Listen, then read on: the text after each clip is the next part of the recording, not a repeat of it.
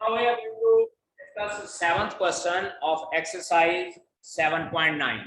जो exercise 7.9 हम लोग कर रहे थे उसके क्वेश्चंस डिस्कस करने जा रहे हैं. So question 7 first part definite integral के क्वेश्चंस हैं. Integral x e raised power x dx 0 से लेकर 1 तक. अब बेटा यहाँ पे ये क्वेश्चन जो है ये इंटीग्रेशन बाय पार्ट्स का है और इंटीग्रेशन बाय पार्ट्स मैंने आपको बताया हुआ कि पहले हम लोगों ने आइलेट के अकॉर्डिंगली कंसीडर करना है.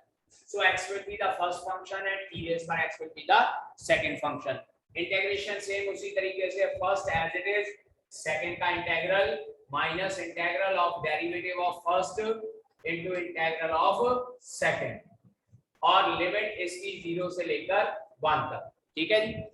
Now this will be equals to x e raised power x minus integral x का डेरिवेटिव 1 हो जाएगा, e raised power x का integral e raised power x once again and limits are from 0 to 1. अब इसके बाद यहाँ पे हम लोग सॉल्व करते हैं. x e raised power x minus e raised power x हो गया 0 से लेकर 1. एक बार हम लोग x की वैल्यू 1 पुट करेंगे उसके बाद minus 0. It will be e raised power 1 minus e raised power 1 minus 0 into e raised power 0 minus e raised power 0. यहाँ पे x की वैल्यू 1 पुट कर देंगे. Now this सेम है, 0 हो जाएगा, ये टर्म भी 0 हो जाएगी, 0 plus 0 ultimately its answer will be equals to 1 क्योंकि e raised power 0 हमारे पास 1 बन जाएगा. ठीक है जी.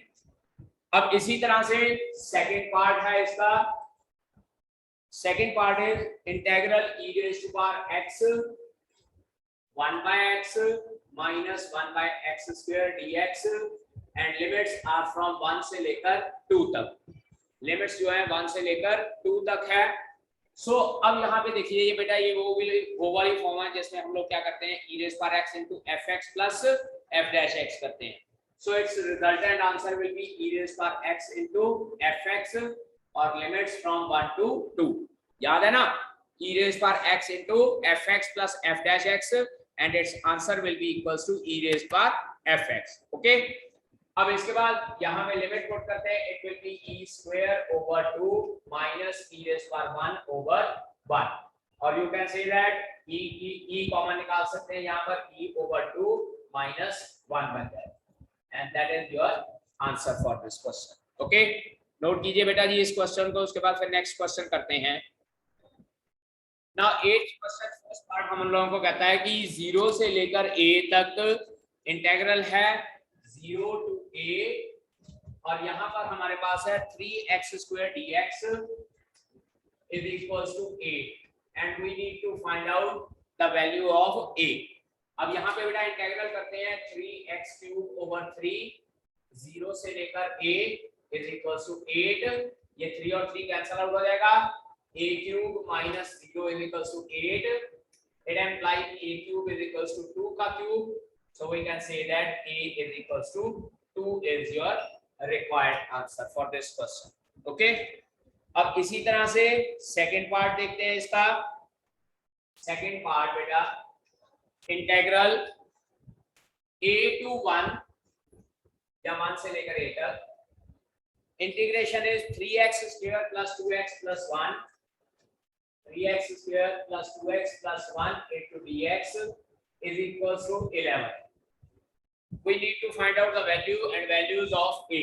फिर से value of a and values of a find out करना है हम लोगों ने. So it will be equals to integrate करते हैं. ये बेटा आ जाता है x cube plus x square plus x and limits are from 1 to a is equals to 11. अब बेटा यहाँ पे x cube कैसे आएगा? x स्क्वायर का इंटीग्रेशन x क्यूब ओवर 3 नीचे वाला 3 इसके साथ कैंसिल. 2x का इंटीग्रेशन x स्क्वायर ओवर 2 नीचे वाला 2 इसके साथ कैंसिल और 1 का इंटीग्रेशन हमारे पास हो जाएगा x. So x cube plus x square plus x 1 to a equals to 11.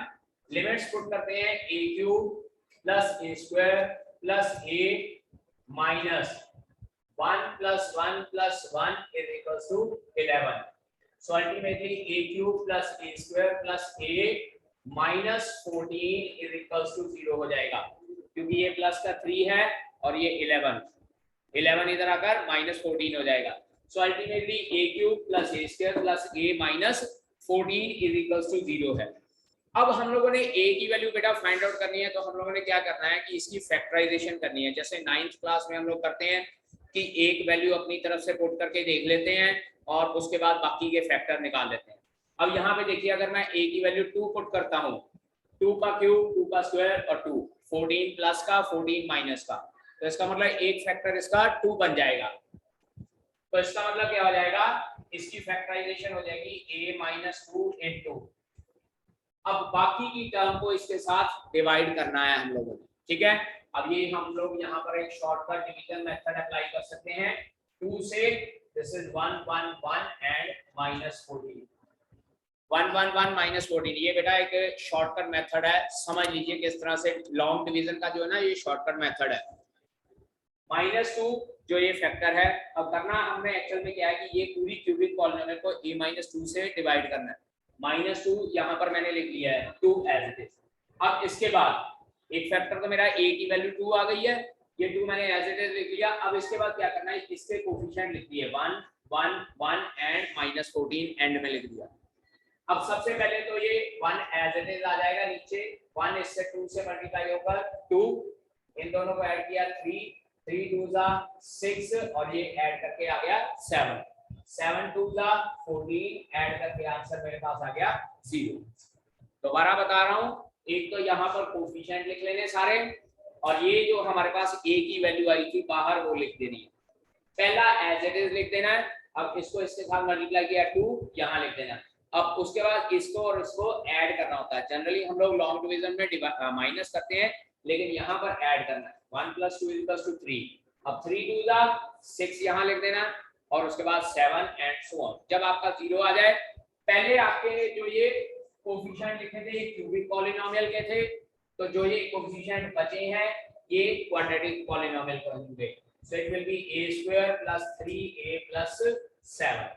या अगर आप लोगों को ये समझ नहीं लगता बेटा, तो आप लोग लॉन्ग डिवीजन से कर सकते हैं। लॉन्ग डिवीजन मेथड क्या था, वही वाला जो a³ + a² + a - 14, इसको a - 2 से डिवाइड कर, पूरे का पूरा डिवाइड होके आपके पास यही टर्म बचेगी। अब जब इसको सॉल्व करते हैं बेटा, यहाँ पर देखिएगा, यहाँ से a - 2 = 0 और a² + 3a + 7 = 0 आएगा।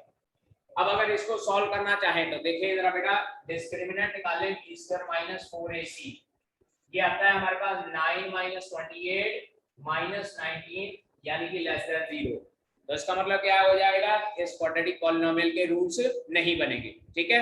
सो इसका मतलब इसको रिजेक्ट कर देना है। So we can say that the value of a = 2 in this case. इसका मतलब इस केस में हमारे पास a की वैल्यू क्या आ जाएगी, 2 आ जाएगी।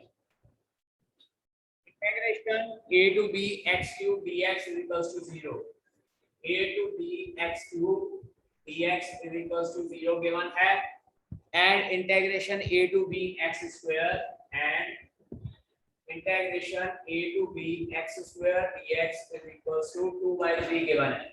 We need to find out the value of a and b। अब यहाँ पे सॉल्व करते हैं बेटा, ये आ जाता है x⁴/4 from a to b = 0। It implies b⁴/4 minus a⁴/4 = 0।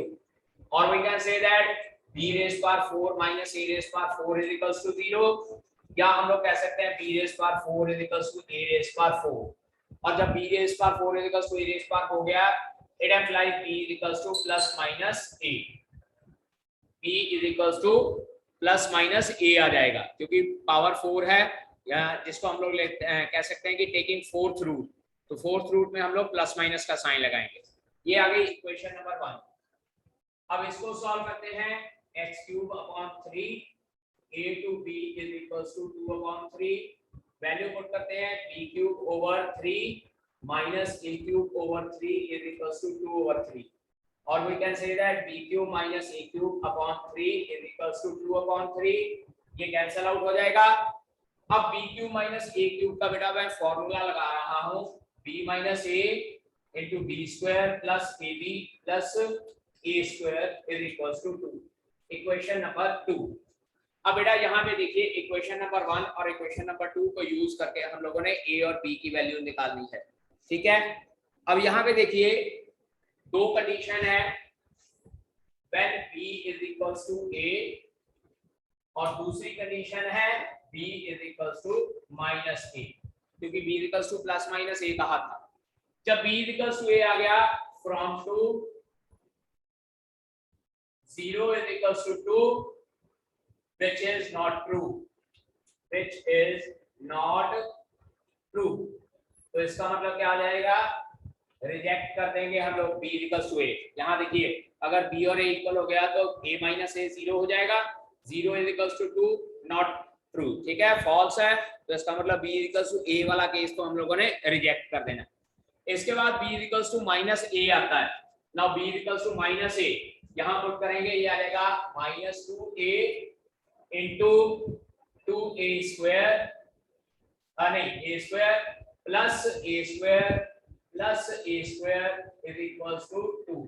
Check करो जरा, b की जगह पे माइनस a पुट कर दिया और ये बेटा सच माइनस का आना है माइनस a स्क्वायर, क्योंकि जब b की जगह पे माइनस a पुट करेंगे a into minus a square हो जाएगा। Now this minus a square plus a square cancel out हो गया, minus 2a into a square is equals to 2, minus 2a cube is equals to 2, so a cube is equals to minus 1। तो a की value बेटा कितनी आ जाएगी, minus 1, taking cube root. और जब a की वैल्यू माइनस 1 आ गई तो फ्रॉम 1 या इट एम्प्लाइज यहाँ पुट करनी है b is equals to minus of minus 1, that is b is equals to 1। तो a की वैल्यू माइनस 1 और b की वैल्यू 1 होनी चाहिए, exact answer for this question. Okay, exercise 7.10 start करने से पहले मैं थोड़ा सा बता दूं कि ये भी हमारे पास डेफिनेट इंटीग्रल की ही एक्सरसाइज है, लेकिन ये डेफिनेट इंटीग्रल की एक्सरसाइज सब्स्टिट्यूशन के साथ है। जैसे हम लोगों ने सब्स्टिट्यूशन किया था पिछले क्वेश्चन में इंटीग्रल में, इंडेफिनेट इंटीग्रल में, कि हम लोगों को कोई डिफिकल्ट टर्म लगती थी तो हम लोग उसको सब्स्टिट्यूट करके वेरिएबल चेंज कर देते थे। यहाँ पर भी हम लोग वेरिएबल चेंज करेंगे, बट बेटा एक चीज ध्यान रखना है कि जब हम लोग वेरिएबल चेंज करेंगे तो उसके साथ लिमिट्स की वैल्यू भी चेंज होगी। लिमिट्स जो a से लेकर b तक हम लोगों को इंटीग्रल के क्वेश्चन में गिवन होती है। अब यहाँ पे देखिए फर्स्ट क्वेश्चन, फर्स्ट पार्ट में डिस्कस करता हूँ। First question, first part, limits are from -1 to 1 x square into x cube plus 1 raised power 3 dx।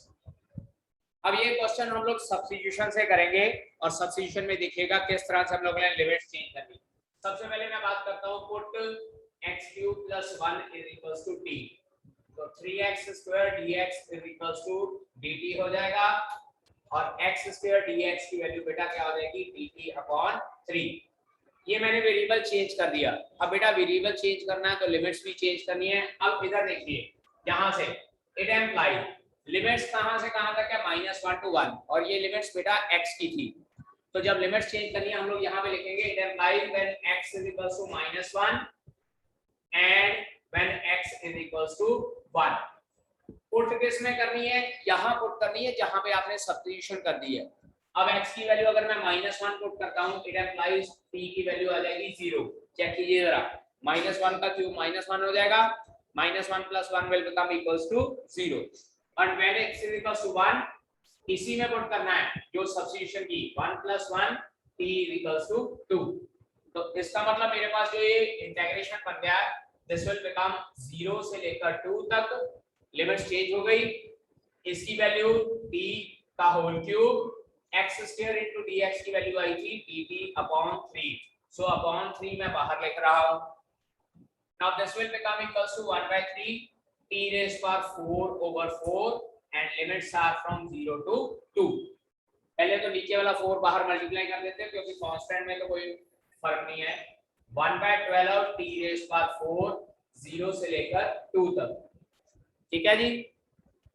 अब इसके बाद बात करते हैं लिमिट अप्लाई की, पहले upper limit minus lower limit, it will become 1/12 into 2 raised power 4 minus 0 raised power 4, so it will become 16 over 12। 4 के table पे कैंसिल आउट करते हैं, answer comes out to be 4/3 for this question। okay, now second question, first question का ये second part है बेटा जी। Integral 0 to 1 x into e raised power x square dx। Integral 0 to 1 x into e raised power x square into dx। अब बेटा formula हम लोगों ने e raised power x के इंटीग्रेशन का पढ़ा है, x स्क्वायर का नहीं पढ़ा, तो यहाँ पे कंपल्सरी तौर पे मुझे सब्स्टिट्यूशन करनी पड़ेगी। So I write down put x square is equals to t, it implies 2x dx is equals to dt, or we can say that x dx is equals to 1/2 dt। ठीक है जी। अब limits change करते हैं हम लोग, यहीं पे change करेंगे। लिमिट्स 0 से लेकर 1 थी, इसका मतलब when x is equals to 0 and when x is equals to 1, it implies x की वैल्यू 0 है, हमने यहाँ पुट करनी है, t की वैल्यू 0 हो जाएगी, x की वैल्यू 1 है, हमने यहाँ पुट करनी है, t की वैल्यू 1 हो जाएगी। So the resultant integration will become again, ये देखिए लिमिट अभी चेंज हुई नहीं, ठीक है, हो सकता है कि लिमिट्स चेंज हो जाए, हो सकता है limits remain same. So it will become e raised power t into dt over 2 था, ये 1/2 मैं बाहर लिख देता हूँ। So it will become 1/2 integral e raised power t 0 से लेकर 1, और जब t की वैल्यू 1 पुट की, 1/2 e raised power 1 minus e raised power 0, so we can say that our answer is 1/2 e minus 1, because something raised power 0 is always equals to 1। ठीक है। Now please towards third part। अब बेटा एक बात और है कि सब्स्टिट्यूशन कोई कंपल्शन नहीं होती है। यहाँ पर 0 से लेकर 1 x over x square plus 1 dx है। अब बेटा सब्स्टिट्यूशन की कंपल्शन नहीं होती कि आपने क्वेश्चन सब्स्टिट्यूशन से करना ही करना है। अगर आप बिना सब्स्टिट्यूशन के क्वेश्चन सॉल्व कर सकते हैं तो हम लोग बिना सब्स्टिट्यूशन के भी कर सकते हैं। अब यहाँ पे देखिए ये क्वेश्चन मैं बिना सब्स्टिट्यूशन के करके दिखाऊंगा, अदरवाइज तो मेरे पास चॉइस है कि मैं x स्क्वायर प्लस 1 को t पुट कर दूं, लेकिन मुझे ये भी पता है कि x स्क्वायर प्लस 1 का डेरिवेटिव 2x होता है। So I will write down 1/2 integral 2x over x square plus 1 dx, और लिमिट्स 0 से लेकर 1, मैंने सब्स्टिट्यूशन नहीं की है। अब यहाँ पे देखिए यहाँ फॉर्मूला लग सकता है, न्यूमरेटर में f डैश x है और डिनोमिनेटर में fx। याद कीजिए फॉर्मूला करवाया था f dash x over fx dx, इसका आंसर क्या होता है, log mod fx, direct answer होता है ना, प्लस c। तो अब हम लोग यही फॉर्मूला यहाँ पे अप्लाई करेंगे, it will become 1/2 log mod x square plus 1, and limits are from 0 से लेकर 1 तक। और जब हम लोग यहाँ पे लिमिट पुट करेंगे बेटा ध्यान दीजिएगा, it will be 1/2 log mod 1 plus 1 minus log mod 0 plus 1, and this will be equals to 1/2 log 2 minus log 1, और बेटा log 1 की वैल्यू हमेशा 0 होती है, so we will write down answer here as 1/2 log of 2।